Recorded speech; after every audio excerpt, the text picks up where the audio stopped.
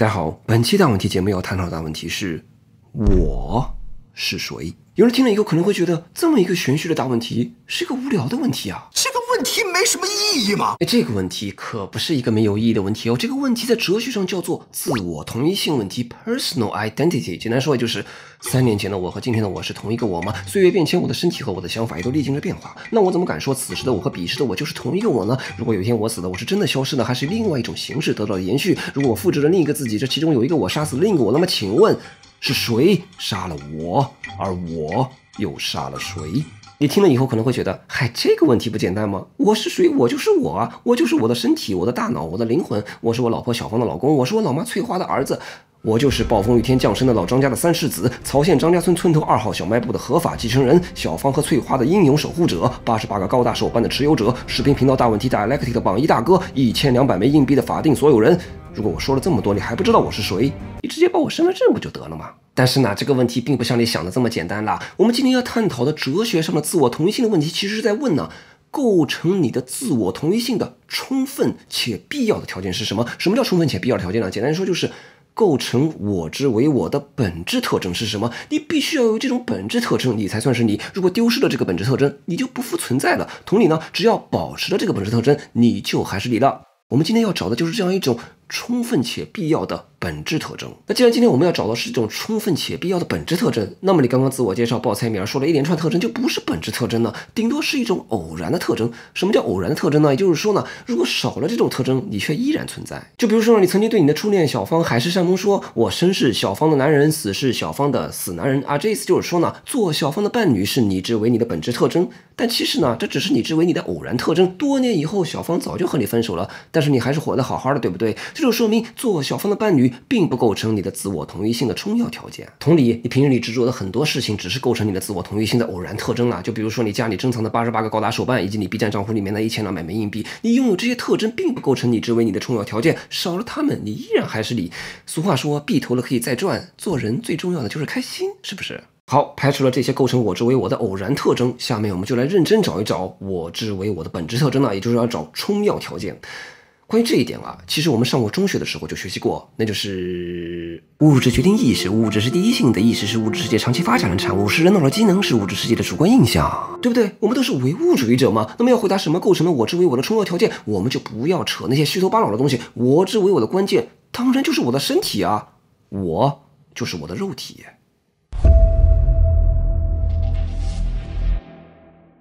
当然，我们这里说的我就是我的身体啊，这个身体是包含我们的大脑在内的身体。说我的自我同一性就在于我的身体呢，这也很好理解。试想，如果没有我的身体，那还谈什么我的想法、我的感受，还谈什么我的社会关系啊，对不对？并且这个物质决定意识嘛，那只要我在物理构造方面保持和原来的连续性啊，就比如说我这个脑神经搭线状态啊、脑电波的放电状态啊，都和原来保持是一样的。那么我在各个方面，包括我的想法啊、我的记忆啊、我的感受啊，那就肯定是和原来一模一样的，对不对？大家都看过这个电影《美国队长》啊，美国队长在2战期间被冷冻起来了，70年以后才被解冻。那70年以后苏醒的美国队长，就还是原来的那个美国队长。大家不要以为这个设定太过玄幻啊，冷冻身体目前只不过在技术上暂时没能完全成熟啊，不过在理论上是完全可以设想的。假定我们现在已经实现了一种超级先进的冷冻技术啊，就相当于打个响指，然后你的身体、你的每一粒原子的状态呢都保持不变。那么在理论上，甭管持续多少年以后再给你解冻的话，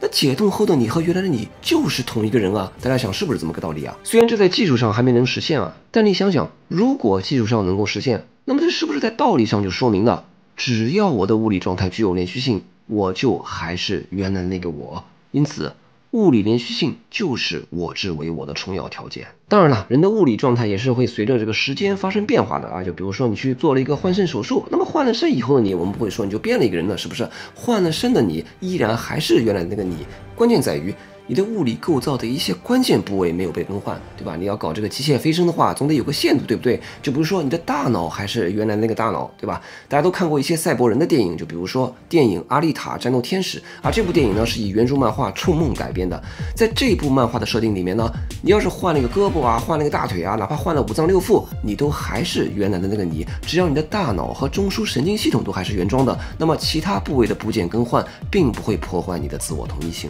好，这就是物理连续说的观点。简单总结一下，构成你的自我同一性的重要条件是你物理构造上的连续性，并且是关键部位的物理构造。只要这些关键部位的物理构造还保持着连续性，你就还是原来的你。这就是物理连续说，看起来很合理，对吧？那么现在问题来了，是不是说如果你在物理意义上完全不连续了，你就不是同一个人了吗？情况似乎并不是那么简单。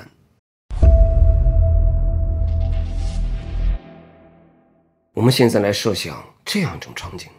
假定你被一个疯狂的科学家给盯上了，他说：“小伙子，你很不错哦，居然闲着没事还关心自我同一性这样的哲学问题。那么好，我就拿你悄悄做个实验，来测一测你的自我同一性。”于是呢，这个疯狂的科学家每晚都会趁你睡着的时候，悄悄潜入到你的房间里面，然后把你身体里的一些细胞呢，悄无声息地换成复制品的细胞。这个疯狂科学家的技术非常高超啊，让你根本感觉不到自己的身体有任何变化，所以你对他的举动呢是一无所知的。1年以后，你身体里的所有细胞，包括大脑里的和身体里的，全都被换了一遍，没有任何细胞和1年前是一样的。不过呢，你每天还是照常生活、学习、工作，丝毫不觉得有任何异常。好，现在的问题在于，1年后的你和1年前的你还是同一个人吗？如果按照物理连续性的说法，在1年以后，当你全身的所有细胞都和1年前完全不一样了，那你就不是同一个人了，对吧？因为物理上的连续性就完全被切断了嘛，原来的你就不复存在了，你就凉凉了。那么这个时候问题就来了，请问，在这一整年间的细胞置换过程中，一开始如果这个疯狂科学家只是置换你全身细胞中的1%，那毫无疑问你还是原来的你啊。那如果置换10%呢？30%、60%或者90%，你还是你吗？按照物理连续说，在1整年之后，原来的你将不复存在。那么问题就在于，到底是这1年间的哪天晚上你就不再是你的呢？对于这个问题，物理连续说需要指出到底是哪一天的晚上的置换让你不再是你了？为什么在这一天之前你都还是你，而在这一天之后你就凉凉了？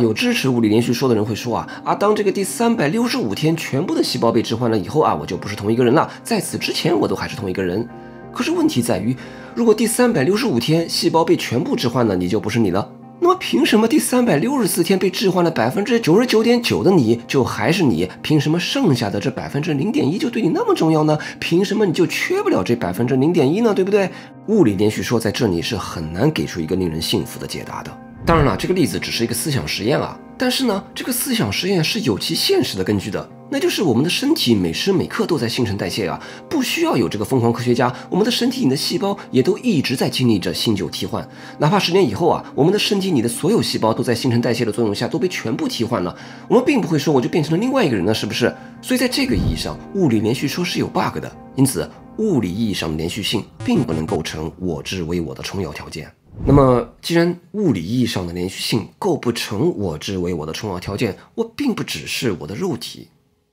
那这是不是说我之为我的本质特征在于我的精神？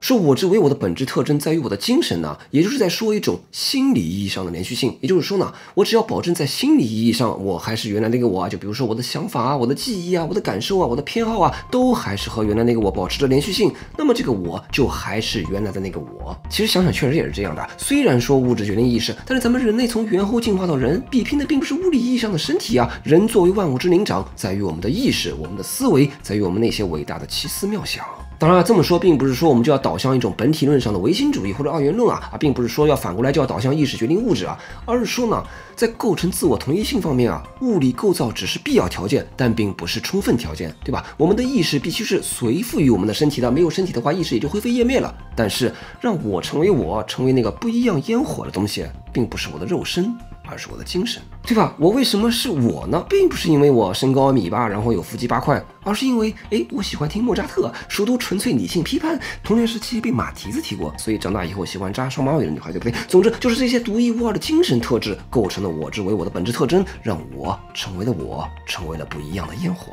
那在这个意义上，我们就可以说如果一个人突然永久性失忆了，他完全忘记了自己以前的经历，那我们就很难说这个人还是原来那个人，对不对？这个人的自我同一性就被中断了，对不对？这个哲学家洛克就做过一个思想实验就说如果现在有个机会能够让你当皇帝但是呢，代价是你会失忆你当上皇帝以后呢，都不知道自己为什么当初要当皇帝以及当初计划好呢，当了皇帝以后要做些什么事情这些你统统都忘了。那么请问你还愿意当这个皇帝吗？不知道各位想不想当这个世纪的皇帝啊？反正我是不想当的，对吧？这就相当于你本来攒了好久的钱，想要买一台超级好玩的游戏机，结果这游戏机到手以后，相当于是别人在替你玩这个游戏机的，那么这个游戏机不要也罢，你的记忆中断了，你就不是原来的你了。那么同样的道理啊，如果你的偏好突然都变了，那么即便你保有了原来的身体，甚至即便你原来的身体呢得到了优待和升级，那么这个你也不再是原来的你了。就比如说呢，你原本是一个喜欢听莫扎特、熟读纯粹理性批判、喜欢扎双马尾女孩的男孩子，但同时呢，你总想让自己的身材变得更健美一些，但是你又懒，又不想去健身房，这时候阿拉丁灯神向你显灵了，把你变成了一个身高1米8、有腹肌8块的美男子。但这个新的你呢，就不再喜欢听莫扎特了，你开始喜欢听爱情买卖了，你不再喜欢读纯粹理性批判了，满脑子想的都是霸道总裁爱上我的内容，你不再喜欢扎双马尾的女孩子了，你开始喜欢男孩子了。请问这个灯神帮你实现的愿望，你能接受吗？不仅仅我们看自己的时候觉得心理连续性是我之为我的本质，我们看别人的时候也会觉得心理连续性是他之为他的本质。就比如说呢，你有个女朋友，你很爱她，当然了，你首先肯定是看人家身子了，这不用多说，但是她的身子就构成了你对她的爱的全部了吗？对吧？我们都看过电影《大话西游》，青霞和紫霞共有同一个身子，但是就像电影中的至尊宝一样啊，你会更喜欢紫霞而不那么喜欢青霞，对不对？这说明你爱的是这个人的精神，而不单单是身体。哪怕你的老婆有一天啊，身体被置换了啊，你的老婆变成了猪八戒，难道你对她的爱就消失了吗？你不会嫌弃我吧？当然啦，要是你老婆真的变成了猪八戒，你肯定一开始是不能接受的啦。但是呢，由于这个有着猪八戒身子的人呢，他的内在心理体验还是和你老婆是一样的。他还记得当初和你在花前月下的种种经历。你和你的爱人甜言蜜语，你和你的爱人亲热接吻，这个猪八戒都历历在目。虽然你一开始并不能接受猪八戒这个形体，但是时间相处久了，吐一吐也就习惯了嘛。你会发现他还是原来那样，他还是那样喜欢吃榴莲而不喜欢吃花椰菜。你会发现虽然他的身体被置换了，但他还是原来的那个他。当然了，这只是一个极端的设定啊，放心啦，你的老婆不会变成猪八戒的啦。但是举出这个极端的设定，就是为了说明，即便经历了物理意义上的变化，一个人在心理意义上的连续性是构成一个人我之为我的本质特征，这就是心理连续说的主张。这个主张听起来也很合理吧？那么现在的问题来了，是不是说只要保证心理上具有连续性，你就必定是同一个你了吗？情况似乎依然并不是这么简单。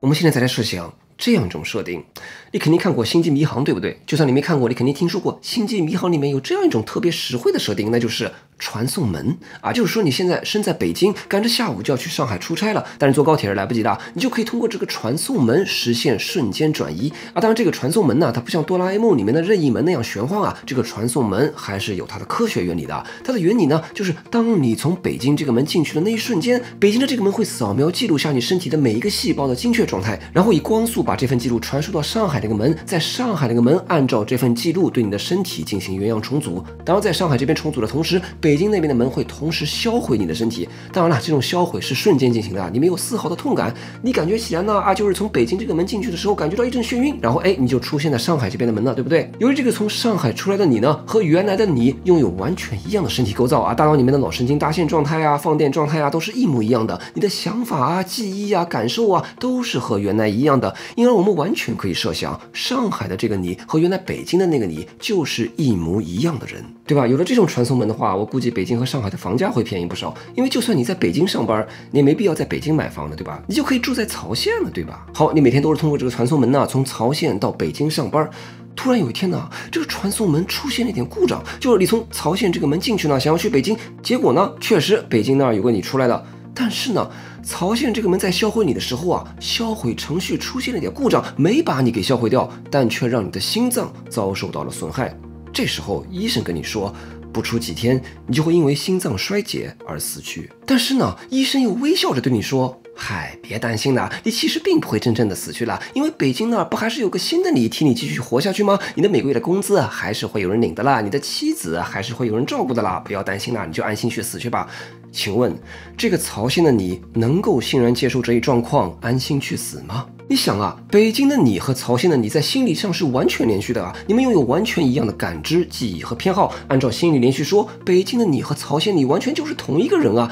那么无论其中谁活着，不都是你在活着吗？但是曹县的你肯定不能欣然接受安心去死这一事实的，你会哭着喊着让医生救救你。这就说明心理意义上的连续性并不能构成拟制为你的重要条件。大家想想是不是这么一个逻辑啊？如果心理连续性就构成了拟制为你的重要条件的话，那么当医生让你安心去死的时候，你的反应应当是：哎呀，幸好北京那儿还有个我替我活着，我的工资卡给你，5妻子入养之，然后就高高兴兴的去死了，临了还说了句谢谢哦。你是不可能这样的嘛？你肯定会恳求医生说：大夫啊，赶紧想尽一切办法抢救一下我这颗心脏吧，让我继续活下去吧。如果这时候医生跟你说，北京的那个你呢，愿意牺牲他自己，把他的心脏捐出来给你用，你会毫不犹豫的答应的，对不对？你宁可死的是北京那边的你，而不是曹县这边的你。这就说明你对自己要比北京那边的你要更好，对不对？这就说明虽然你们俩和原来的你呢都具有心理连续性，但是你们俩压根就不是同一个人。因此这就说明心理意义上的连续性并不能构成自我同一性的重要条件。好家伙，听到这儿可能有人要吐槽了，咱们先是论述了半天物理连续说，然后把物理连续说给批驳掉了，然后又论述了半天心理连续说，然后又把心理连续说给批驳掉了，你就光顾着拆台，并没有正面回答我是谁这个问题啊。你是故意找茬是不是啊？其实并不能这么说啊。关于自我同一性的问题呢，我们这里还是可以提供一个回答的，那就是自我同一性这个问题其实并不重要。现在我们再来设想这样一种情况，你和你的妻子小芳非常相爱，你们是大学同学，毕业以后就结了婚。随着相处的年月越来越久，虽然初恋时的激情逐渐减淡，但是取而代之的是一种相依相伴的亲情。你们育有一儿一女，家庭非常和睦。你们都不能设想，如果少了另一个人的陪伴，自己的生活将会怎么继续。但是好死不死，今年公司体检的时候，你突然被告知自己已经是癌症晚期了。医生说你也只剩下最后1个礼拜的时间了。此情此景下，你想到自己的妻子在得知自己将会离他而去，想到自己的孩子将会因此失去父亲，他们的生活将会陷入极度悲伤，甚至因此一蹶不振。而这个时候呢，医生告诉你，现在有一种先进技术能够克隆一个看起来和你一模一样的你啊。虽然呢，我们刚刚从哲学上已经论证过了，这个新的你呢和原来的你并不能保证具有物理连续性和心理连续性啊，我们就可以把这个新的你呢看成是个机器人吧。但是呢，这个机器学习的技术做得非常好，这个新的你呢，从你的什么微信账户上啊、微博账户啊、什么公司视频监控上调取了你之前所能调取的所有行为模式的数据，因而这个新的你的行为模式呢，从第三人称看起来和原来的你并没有什么区别啊，你还是喜欢听莫扎特，还是熟读纯粹理性批判，还是喜欢扎着双马尾的小芳。那么为了你的妻子还能继续有个她所爱的丈夫相依相伴，为了你的孩子还能继续有个他们所爱的父亲呵护他们，你会不会私下做一个克隆手术？哪怕这个新造出来的人只是一台机器人，但是从第三人称视角看不出分别，你会不会去克隆这么一个和旧的自己没有连续性的新的自己，去替旧的自己继续呵护自己的妻子和家人呢？这就取决于你是否把自我同一性这个问题看得十分重要了。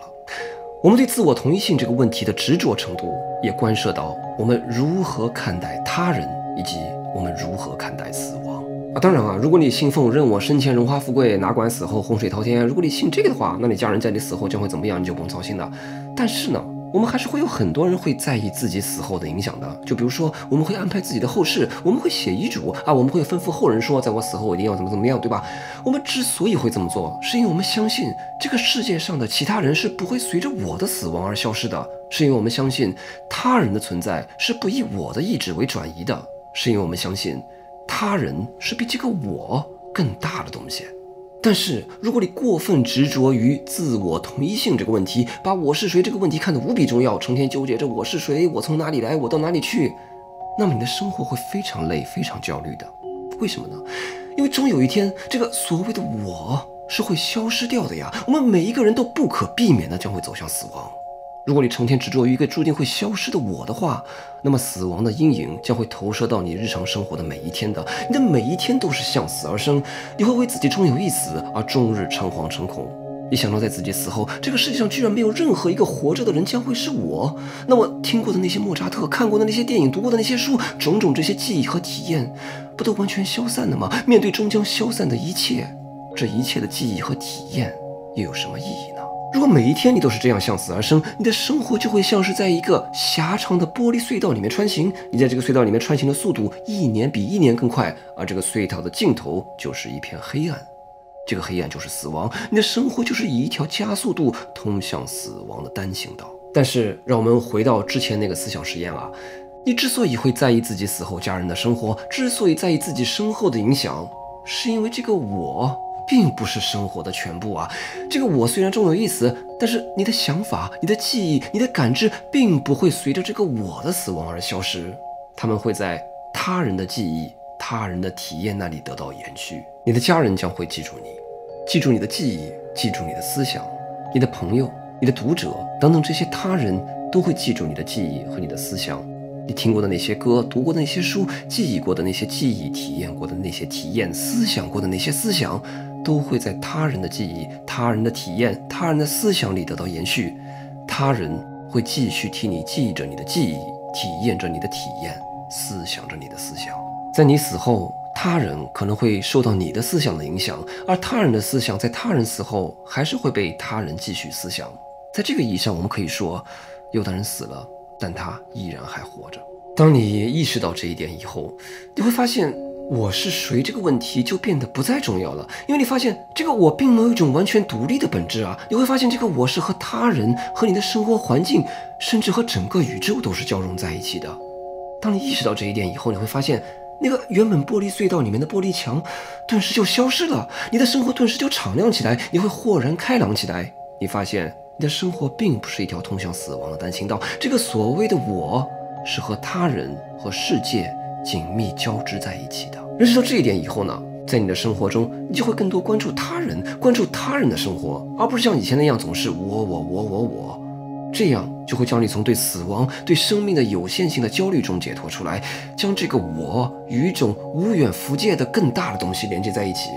在这个意义上，幸福就是 connect to something bigger than yourself， 也就是把自己与一个比自己更大的东西连接在一起。当你连接到比这个我更大的东西以后，这个我的真实与否，这个我的本质是什么，就是一个不值得再去纠结的问题了。好，本期节目说到现在，如果说物理连续性和心理连续性都在哲学上不足以构成我之为我的本质的话，那么对于自我同一性这个问题的正面回答就是，这个问题不重要，我们没有必要执着于我是谁这么一个虚妄的问题。这就是对本期大问题的回答。感谢你的收看，欢迎关注、点赞、转发。当然节目的最后咱们再说回来啊，收看咱们这个大问题 Dialectic 这个节目呢，并不是收获一个具体的主张就完事了，我说的就一定是对的吗？况且这个主张并不是我提出的，本期节目的思路呢，大致是参考英国哲学家德里克·帕菲特的思路来说的。他说的就一定对吗？他所批判的物理连续说、心理连续说就肯定是错的吗？自我同一性这个问题就真的不重要吗？我们真的可以沉沦在他人之中，然后就可以逃避向死而生，逃避这个终极追问了吗？我是谁？